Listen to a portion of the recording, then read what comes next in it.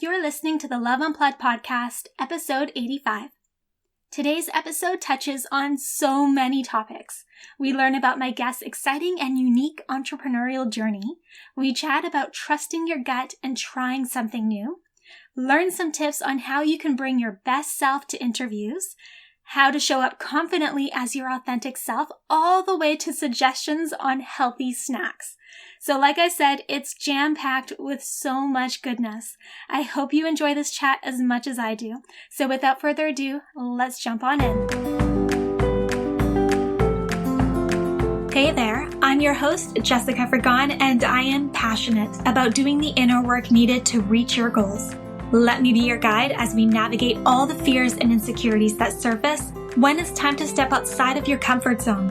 Along with my knowledgeable guests and industry experts, I'm here to teach you how to reawaken your life purpose and passion and create the steps to turn your intentions into action.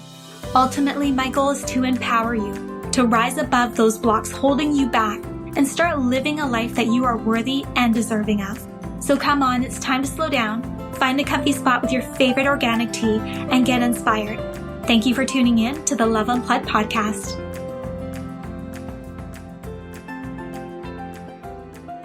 Hello, loves. Today I am joined by the lovely Chloe Wilde. She is a TV co-host, segment reporter, health and wellness guru, and creator of Healthy is Hot. She has created a safe and supportive community that promotes self-love, open discussions about difficult subjects, and tips and tricks on living your best life. So welcome, Chloe. I am so excited and honored to have you as my guest, and I can't wait to learn all about your story and advice. But before we start, for those that don't know you yet, I would love for you to share a little bit about you. Oh, well, thank you so much for having me on. Your intro, I gotta just say, I love that. I don't see myself in that light, but hearing you say all those things, I'm having a bit of a rough day emotionally. And I'm like, you know what? Time to step back and be proud of everything that I've got going on, because sometimes we forget. So thank you so much for that introduction. So yeah, I'm Chloe. Like you said, I work in the TV industry, very passionate about health and wellness through my passion project, Healthy is Hot. I am obsessed with sweatpants, caffeine. I am a big avid cacti lover, although none of mine are real. So for anyone who doesn't have a green thumb, I see you, I hear you, I appreciate you. And there is another way. You just get a fake one. Yes. I love that. I'm definitely not a green thumbs person. I kill basically everything. I've only been able to keep one plant alive in my entire life so far, and she's going on 2 years, but she dries out all the time. I mean, don't we all? You need a little hydration. For us humans, it comes in the form of cream. For a plant, I have no idea. Water, maybe a little something extra. There you go. And I love that you mentioned that, this is such a good reminder for you having a rough day today emotionally, just looking back at everything that you've accomplished and what you've created and put out in the world and how it kind of helps you shift in a mindset. And I think that's so important, especially right now with everything that we have going on, that, we're always having those rough days. It's kind of like a roller coaster of emotions. And it's so important that when you are in that space to really just look at everything that you have in your life, everything that you've accomplished, all of the positives to kind of help you shift out of it. Yeah, 100%. I think, these are really trying times that we find ourselves in. And even before this, before the pandemic, before the Black Lives Matter movement, there were difficult days before then too, but now everything is very heightened. And I just want to encourage everyone to be kind to themselves through these difficult times. There are going to be good days. There are going to be bad days where you feel all the feels, and just to be okay with that it's okay to have days where you're not 100%, and there's always tomorrow. And, coming back to this idea of gratitude is so powerful. And that's why that little intro that you did for me really hit home, where it was like, I haven't expressed gratitude for all the wonderful things and all the abundance I have in my life, my health, my social network, my support system, this opportunity to talk to you. These are all really beautiful things that help shift the mindset into a more positive place. Definitely. Oh, I love that. All right, so I am fascinated with your story and how your career kind of launched, especially reading that you were studying at McGill because it's in Montreal. So me being from Montreal, I was just like, oh, I just love this girl already. But I want to know, how did you go from studying at McGill, and you were studying science, to then auditioning and winning the Much VJ search? Like, how does that happen? I mean, how much time do you have? No, I'm gonna give you the scoop. So yeah, so anyways, big fan of Montreal, very proud of going to McGill. That is a very tough university. Science was always a huge passion of mine growing up. I was always very curious, and I really honed into the scientific community, especially neuroscience, psychology, cognitive behavioral science, you name it. It just set my soul on fire. So when I got to the university level, I just dove in and gave it my all, and graduated from one degree. Thought I was going to go into the med school route because I was so passionate about science. And then had just a little change of heart. The more I started shadowing doctors, I thought, you know what, maybe this is not the right path for me. So I went into a second degree at McGill, and this one was nursing, and I loved it. It was such an amazing time. But because I had been going so hard for so many years, really focusing on school, working multiple jobs to pay my way through school, I was having potentially a little bit too much fun on the weekends. I ended up having a wicked burnout halfway through my second degree, so much so that I had to take a sabbatical. And McGill was so gracious that they allowed me to take this sabbatical for 1 year, and then I could return to my nursing program and everything would be as is, which, looking back, I'm so grateful that they offered that to me, because school was my everything. Being an academic was so ingrained with who I was that to just walk away from it would have been difficult, but I did need to press pause and focus on my mental health. And that brought me to January of 2013. So at this point, my whole life had been McGill, being a great student, focused on whatever lay ahead of me. And now all of a sudden in January, when all of my friends were going back to school, there I was in my apartment in Montreal, very confused, very sad, feeling incredibly lost. And I was someone who was always on a very distinct path. I knew where I was going, and now all of a sudden it was just a big question mark. And I was dealing with this burnout and this exhaustion and coping with that. And so January was a little bit rough. I mean, Montreal in January is not an ideal month. It's dark, it's cold, it's already like prime for seasonal affective disorder. And then you throw everything else that I was dealing with at the time on my plate, and I was not in a good spot. And I remember sitting on the couch, middle of the day, not doing anything. And I was haphazardly flipping through the channels when I came across Much Music. And that's when I heard the commercial that forever changed my life. And I heard the words, "Do you want to be the next Much Music VJ?" And in that moment, for whatever reason, my gut instinct said yes. And next thing I knew, I poured all of the energy I was pouring into my academic career into this newfound adventure through the VJ search. And that's how the transition happened. It was incredibly out of left field. It wasn't part of the plan. Had I not been on the couch at that moment, crying, feeling lost, insecure, unsure of who I was or my place in the world, I don't know if I would have taken that chance.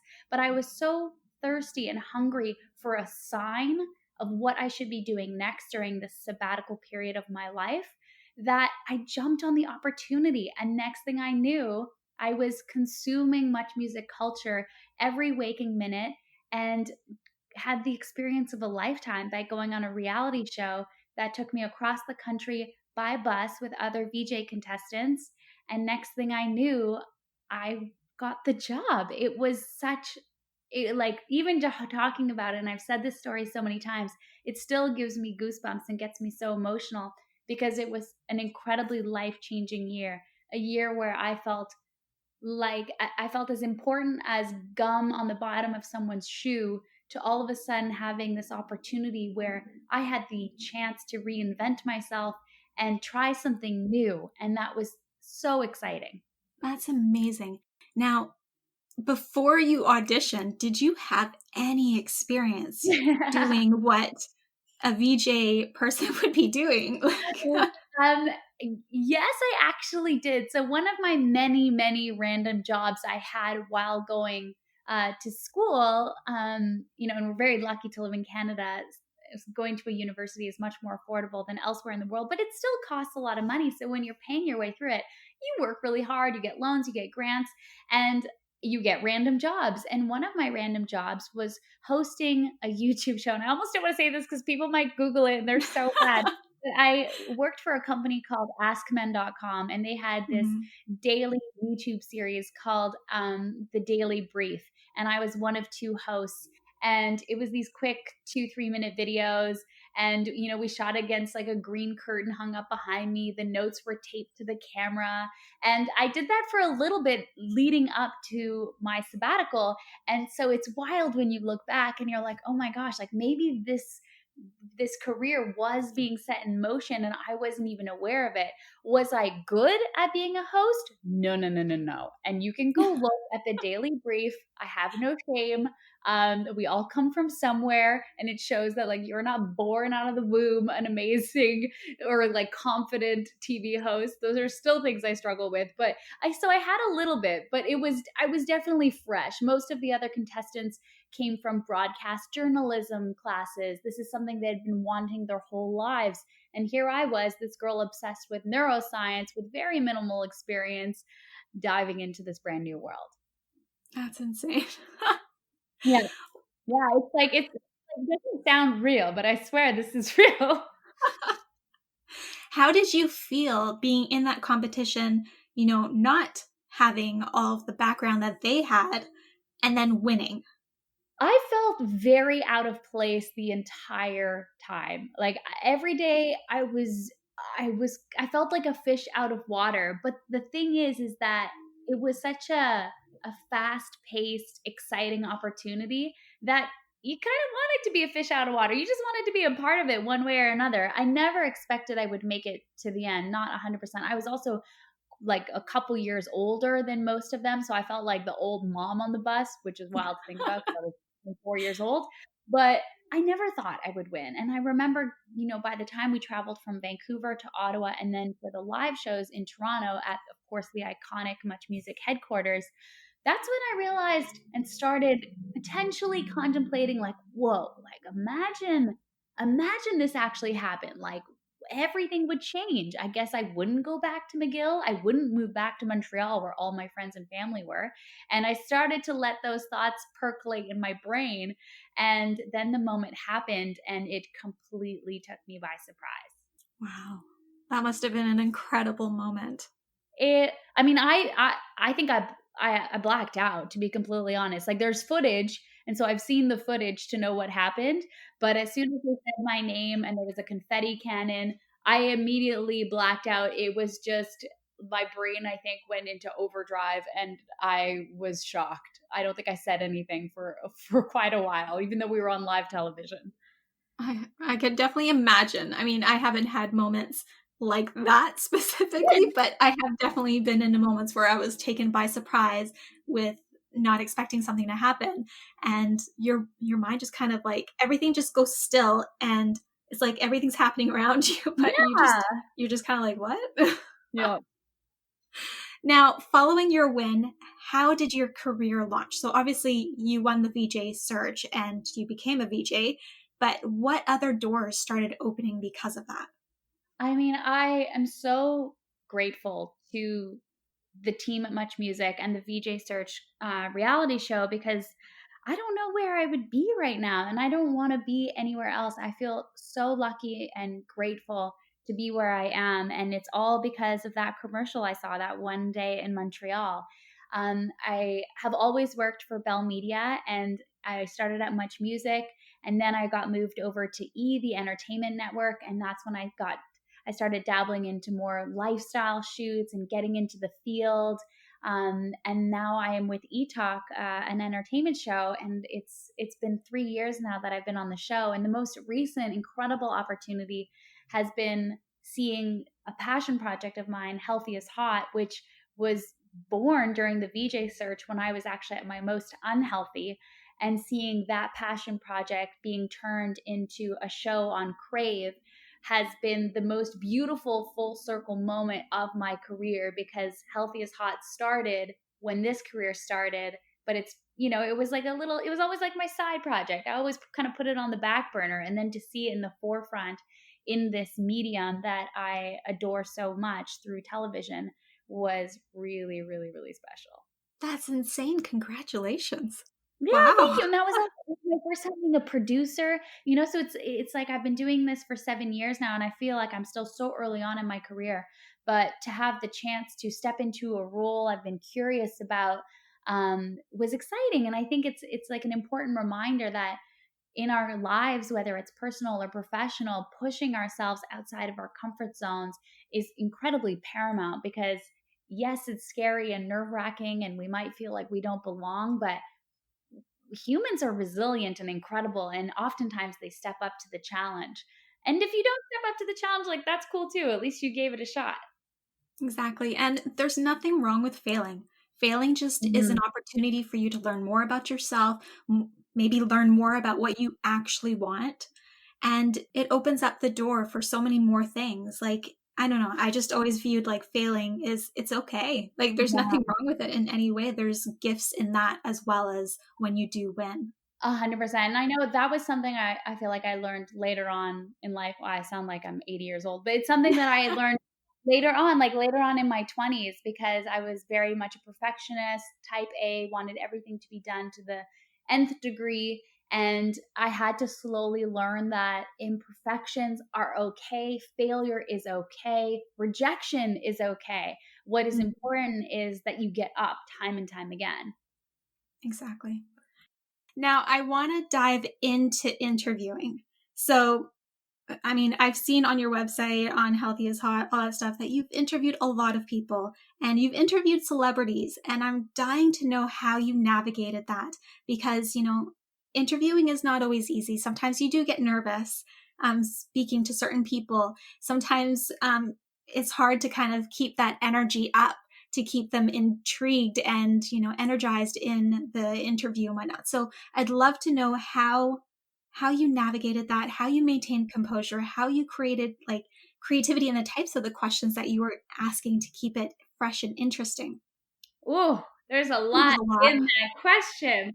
Yeah, interviewing is I think to anyone who's listening who might be thinking about starting a podcast, or everyone is creating their side hustles and pivoting right now with the pandemic, which I think is incredible, and I'm seeing so much more content and business ventures online, which is fantastic.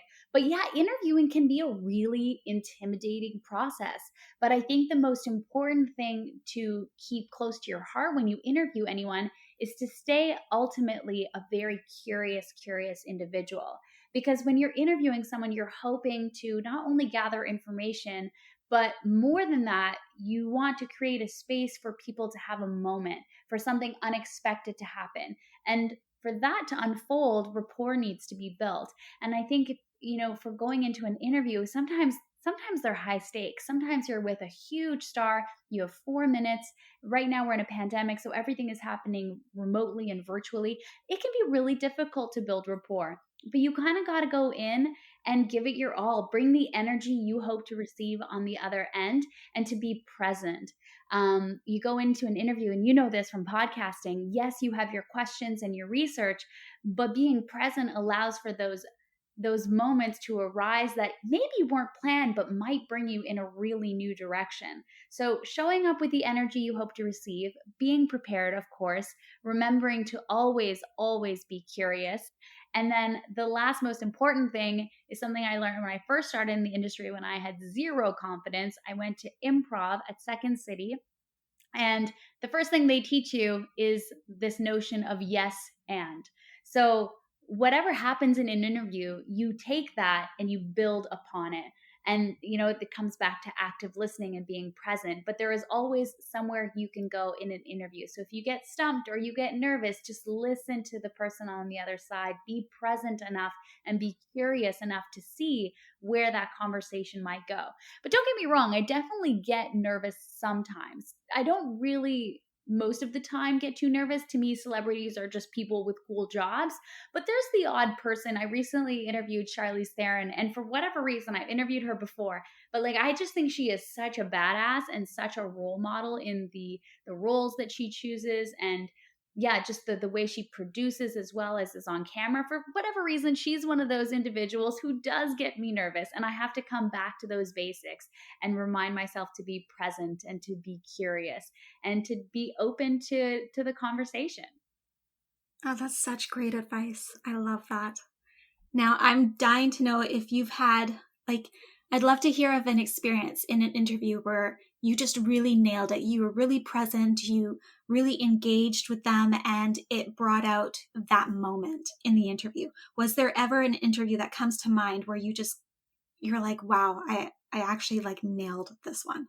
Oh, let me think. I mean, Jim Carrey is someone who I grew up watching, adoring. He's such a fantastic, creative Canadian. And he's someone who in the industry, you don't know what you're going to get with Jim Carrey. Like, he might go rogue, he might be more serious, he's just like the rest of us, very multi-layered, multifaceted with different emotions, but it's Jim Carrey, so everything is amplified. And I've interviewed him in the past at TIFF, which is the Toronto International Film Festival. And it didn't go great. It didn't go great. I think I was too enamored by him. The conversation went rogue. I'm not quite sure if I got the content I needed for our producers.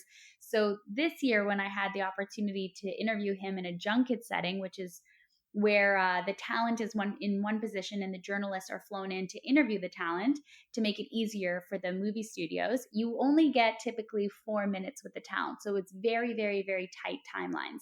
And you got to get your content. You hope to get a moment. And you really just walk in, cross your fingers, and see what happens. And I felt the pressure on that one. A, it's Jim Carrey. B, my last interview with him didn't go that great.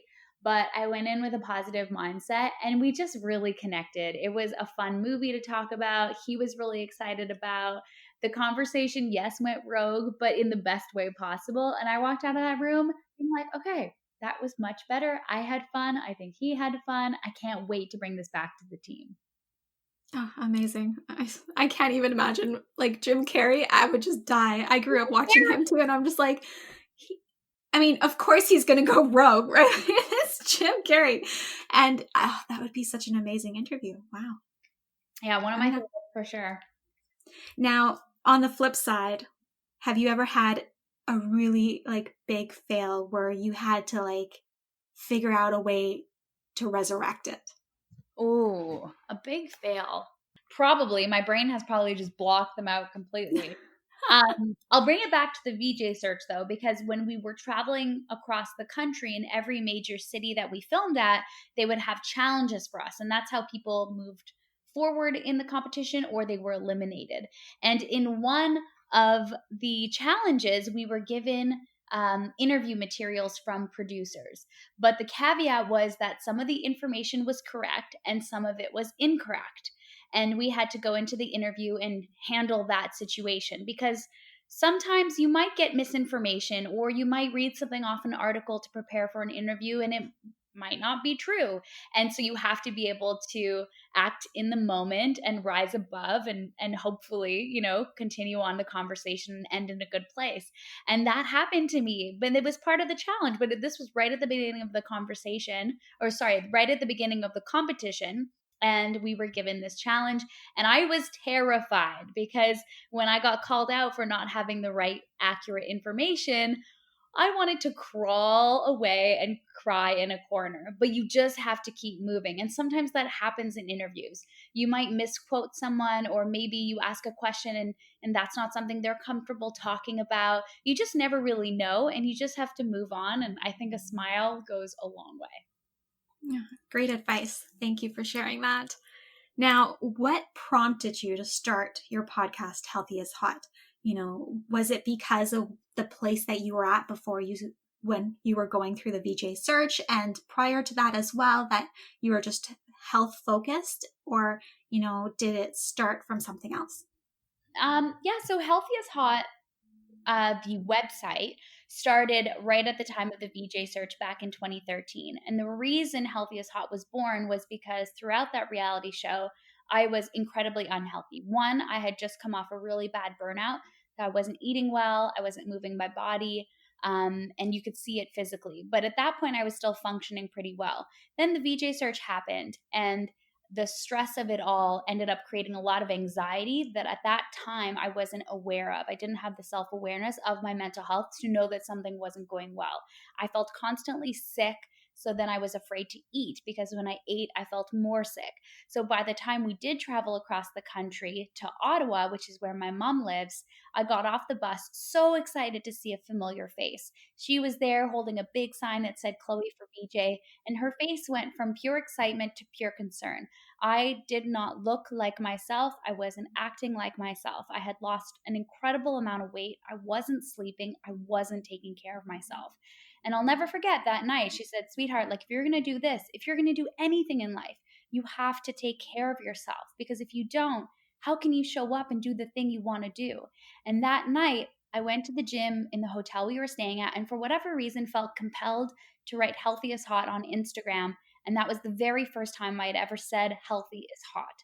And it wasn't because I had a massive following. I probably had like 100 followers at the time, but it was almost like a public promise to myself that no matter what, I would strive for health. I wouldn't strive for hotness. I wouldn't strive for a specific body weight or a specific pant size. I would strive for health. And that's where Healthy is Hot was born. And then it transpired into a website, which it still exists, where it's a community of writers. They all volunteer to write articles they feel passionate about. And once that kind of ecosystem was in place, and I'm so grateful to the writers and to the space that's been created, I felt I wanted to take it up a notch. I wanted to delve into a different medium. And because I am such a curious person and love talking about health and wellness, and I interview people for a living, I thought, you know what?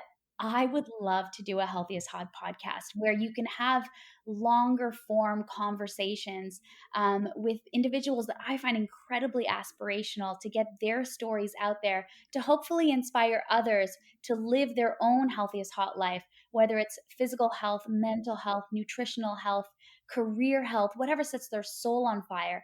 And that's why the podcast was created, because it was almost like came from a selfish place. I was just so curious about these individuals and their own stories, and wanted to bring it back to our community to hopefully give everyone a couple extra tips and tricks that they can have in their back pocket when it comes to their own health.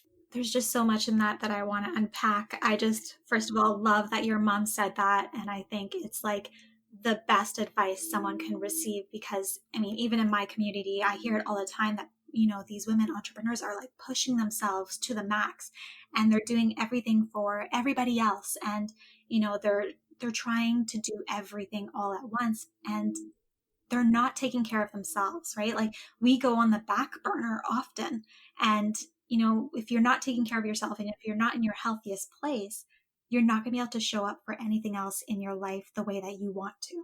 No, and like everything you're saying is so true. And I think, you know, I don't wish my experience on anyone, because I kind of had to hit rock bottom and get called out to realize, oh, I need to make a change.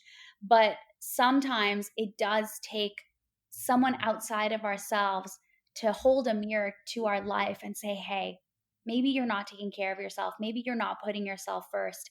And I hope that, you know, to everyone listening, if you know someone in your life and you're concerned that they might be struggling, reaching out and expressing that concern and being there for them might make a huge impact. And I think it's so important that we step up for the people in our lives, because sometimes, especially in my example, I was unaware. I have much greater self-awareness now, but still, I need to get called out sometimes. I need to be reminded to care for myself and practice self-love, and not always just go 100 miles an hour. And sometimes it's okay to slow down, to press pause, to take a deep breath, and to take care of yourself. 100%. I love that. You know, I had a moment where I had a major burnout myself quite a few years ago. And I was in that same place where I was talking to my mom, of course. And I realized in that same conversation that I wasn't doing any one thing in my life well, and none of it was for myself.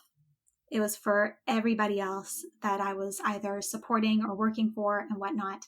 And that was the moment in that conversation with my mom where I realized that I needed to prioritize myself, do something for myself, because I wasn't going to be able to continue the way that I was. And what did you end up doing? I started the blog. It was a very silly first step, but in that moment, the place that I was at, I had absolutely nothing for myself. I had nothing to inspire me to move forward. And the blog that I had been dreaming about for 5 years that I had put on the back burner gave me that little smidge of inspiration and hope that I needed to then take the steps to heal myself, to take the vitamins and the supplements, to change my nutrition, to see a naturopath, to work on my mindset, to work on self-love, things like that, to look at my life and start putting boundaries in place and figuring out, what I needed to cut out, what I need to do more of. It was the very first step for me in my healing journey. And you say it was a silly step. It was not a silly step. It was a powerful step. I mean, listening to you say all the things that happened as a result of you starting that blog, I mean, it opened the doors to your self-care journey and to your health journey. That's incredible. Yeah, I mean, it was my journey, which it might not be the same for everybody else. Some people might choose to go see a naturopath and to deal with the physical health right off the bat, and might not choose to add one more thing to their very overfull plate. Oh gosh, hindsight 2020, isn't it? Yeah, it worked for me, and that was my journey, and that was what I needed at that time, right? So also try to never look at what worked for somebody else and try to take on that yourself. Always kind of figure out what you need and how you need to move forward.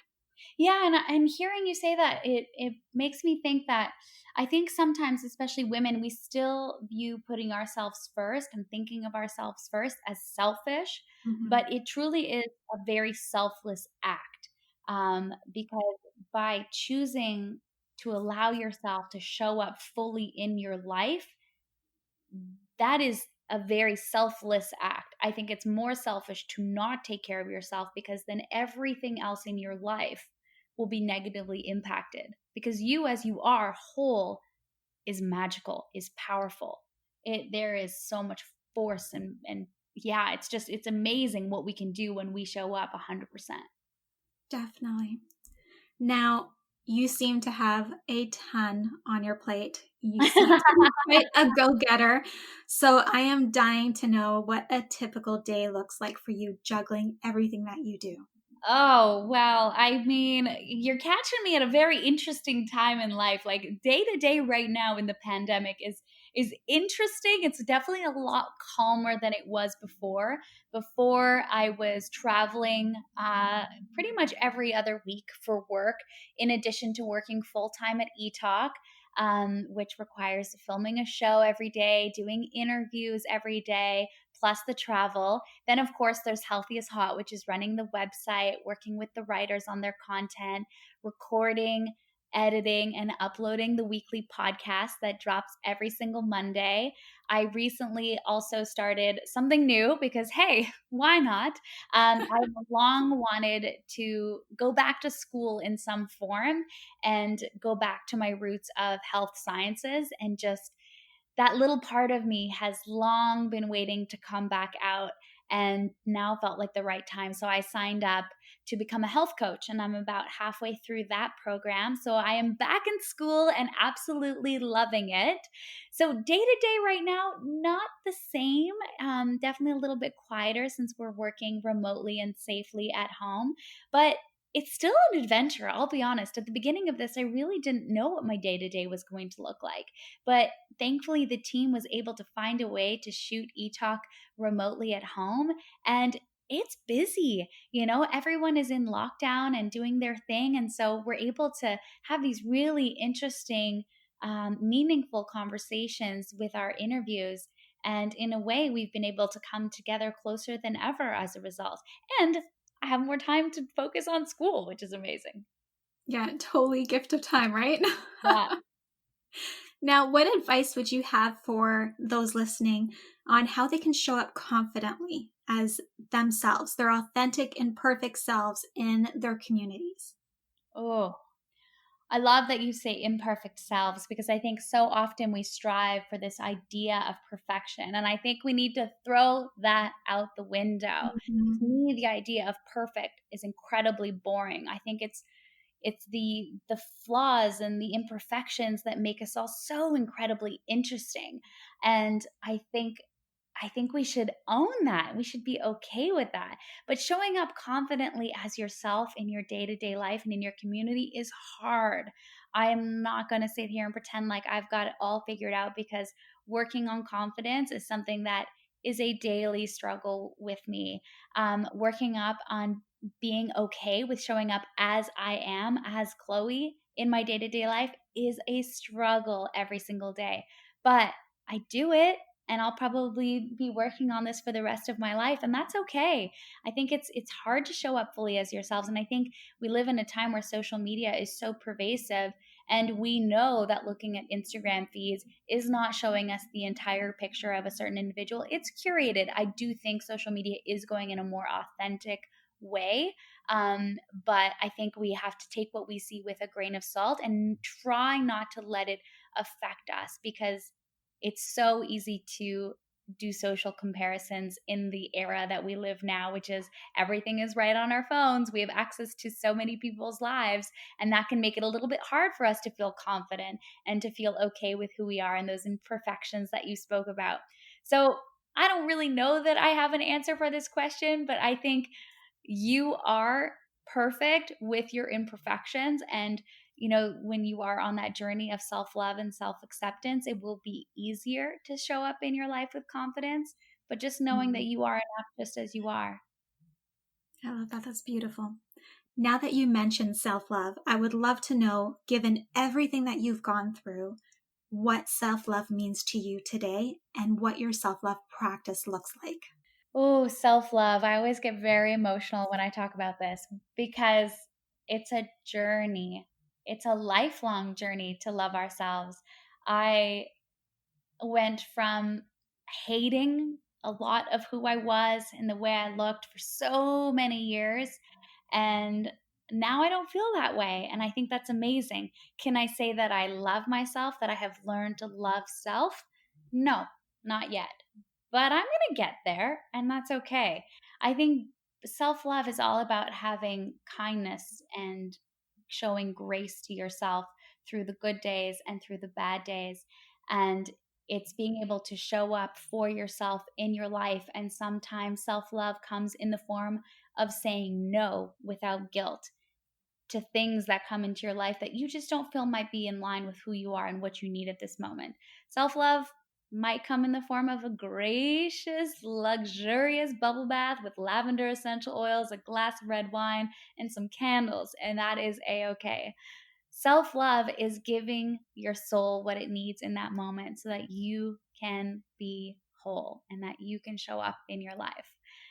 And self love practices come in all shapes and sizes. I think for a while it was face masks and bubble bath was everything we were reading online. But it can be that, but it can also be choosing to sleep in. It can be choosing to eat pizza tonight for dinner and indulging and giving yourself that moment. Self love is also in the form of movement. That's a very, very important part of my life. It helps a lot with my mental health. But self love is just choosing to try to love yourself a little bit more every single day. And I think positive affirmations are a really, really great start for anyone who might be like, I don't know, self love, this like hokey word. It's so on trend. It's just like a buzzword, but it's really important. And I think positive affirmations that you can see every single day. So, writing on a little post-it note something positive about yourself and sticking it on your mirror where you brush your teeth and having that be the first thing you see every day. It might feel silly, but being able to see those positive words reflected back at you might make a difference in how your day goes. That's such a great advice. I love that. Now, what are your tips in making sure that you are able to eat nutritious meals and then include movement, hopefully daily when you have a busy schedule? Yeah, when life gets busy, it's hard. Definitely.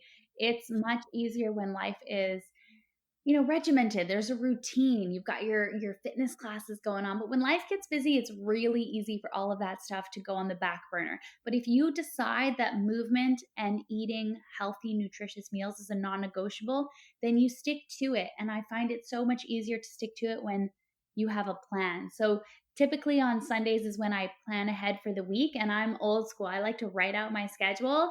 I have a digital copy, of course, but I like to physically write it out. It feels like I'm committing it to myself and committing it to memory. So usually I'll go ahead and plan an entire week's worth of workouts, and I'll just slot them in. Am I going to do this class at what time? Do I have an accountability partner? Will I do it with a friend? And that really helps me stick to it. And it gives me something really exciting to look forward to, because I always feel so great after moving my body. And with meals, similarly, it's amazing to make a meal plan. And with everyone being still at home, yes, it's starting to get a little long and a little boring. Use this opportunity to find recipes you've always wanted to try and commit to making one new healthy recipe a week at home. Even when we go back to being busy, I think that's really important, because there's something really powerful about spending the time in the kitchen to make a beautiful meal and enjoying it mindfully. Not only is it going to give you the nutritional benefit, but you'll also get this nice sense of pride when it comes to that. But planning is like the number one thing when you're super, super busy. If you go in without a plan, it's really easy to eat out, eat like shit, feel like shit, and then the roller coaster ride happens time and time again. 100%.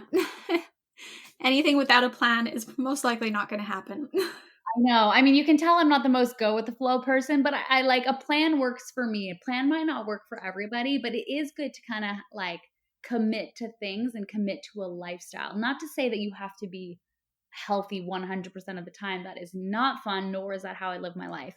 But it is great to kind of set that plan in motion and to try to adhere to it. Totally. Now, do you have any morning or evening routines to help you set yourself up for success on a daily basis? Yes, mornings are the same Monday to Friday, no matter what. It's wake up, brush my teeth, quick stretch, have some pre-workout, and move my body, whether it's a Peloton ride, a run, a HIIT workout. I love to get my workout first thing in the morning. It sets the tone for my day. And no matter what comes down the pipeline, I know that I've done something for my health and myself right out the get-go. And it almost gives me that strength to go into the world and deal with whatever is going to come my way, because life gets messy, things happen. But if you give yourself that time in the morning, if you can, of course, not everyone's schedules allow, it's just amazing. It's the best thing in the world. And I'm someone who loves sleep, and I'm saying it's amazing. So that's my morning. It's pretty regimented. And then evenings, I'm a sucker for chilling out at nighttime. Sometimes it comes in the form of binging television with a cup of green tea and a little piece of dark chocolate.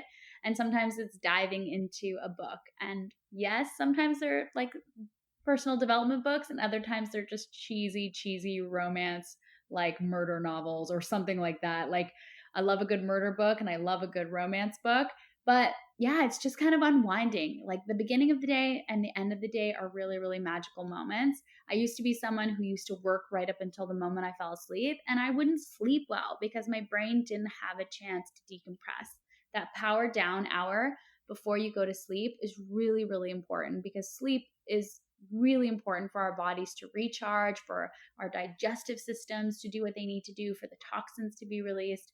So sleeping is really, it's like paramount for our well-being. So if you can have a nighttime routine that is in line with getting a good night's sleep, I think you're on the right track. Oh, such great advice. Thank you so much. Now, before we end the interview, there are some rapid fire questions from the community that I'd love to run by you. Hello, community. Thank you for your questions. Welcome to the interview. So the very first question is, what are your go-to health snacks? So obviously you like dark chocolate in the evening sometimes, but are there any other snacks that you like that are healthy-ish? Yes. So I am obsessed with anything nut butter related. And I just discovered this incredible Canadian company called Mumgry, Mm-hmm. MGRY. And this is the best shit I've ever had. They have a pistachio almond chocolate butter, and I have only eaten it with a spoon so far. So that is my favorite snack at the current moment. But to be honest, any type of peanut butter or nut butter on a spoon is my jam. Dark chocolate in the evenings, and then homemade slow cooked popcorn with coconut oil as like the oil that used to cook it, and then sprinkled with nutritional yeast, which is really, really amazing and is full of vitamin B12. That sounds amazing. I love that. And yes to the almond butter. I've been dying to try her pistachio chocolate almond butter. It looks incredible. It will change your life. I'm not saying that lightly, because I love my peanut butter. I'm classic, but this one is I wish I hadn't been introduced to it, because now I'm addicted. But yeah. Anyways, this is not an endorsement. This is genuine love and adoration for this product. That's awesome. Now, second question is, what are your favorite podcasts to listen to on health and wellness? Oh, there are so many, but I want to shout out 2 Canadian ones. So Raw Beauty Talks is by Erin, who is just phenomenal. I've had her on my podcast, and she's a health coach, a mom of 2, incredibly passionate about health and wellness, and you can feel that and hear that in her podcast. The Bird's Papaya is amazing and discusses all kinds of incredible topics. Science Versus is not really like a health and wellness podcast, but they just it goes back to my science roots. They take these big trends that we're seeing, or these questions that communities are having, and they put it up against science, and they have a couple that are in the health and wellness world. Go to classic Oprah's Super Soul Conversations, and then I love TED Talks Health. I probably just gave you way too many, but there's just a lot out there. Yeah, there definitely is. Did you hear that Michelle Obama has a new podcast? Yes, I did, and I cannot wait. I know. Same here. I was just like, what? I mean, it's going to be good. It's going to be great. Oh my gosh. I saw her when she came to Toronto, and I went through all the feels. There were moments I was laughing hysterically with the audience. There were other moments where I was bawling. Then I was up on my feet clapping. Then I was just in like silence. Michelle can command a conversation, and that podcast is going to be amazing. Mm-hmm. Definitely. So if anybody wants to learn more about you, which they should following this chat, where can they connect with you? Where do you hang out the most? Oh my gosh. I mean, if they want to. I feel like I've chatted about so many random things today, but I'm so grateful to you and your podcast and to have a space like this. I'm kind of all over the place. My personal social media is the Chloe Wilde. And then if you want to check out any of the Healthy is Hot stuff, it's Healthy is Hot. And the website is healthyishot.com with 2 T's, because together we can really achieve Healthy is Hot as a team. Podcast is wherever you find podcasts. If you want to check out the Healthy is Hot show, that's available now to stream on Crave. And if you're an entertainment junkie, check me out on eTalk. Amazing. Well, thank you so much, Chloe, for taking the time to share your story and your journey, but also to give us great advice on how we can take better care of ourselves and show up more confidently in our life and business. Thank you for what you do. I really appreciate this. Oh, thank you.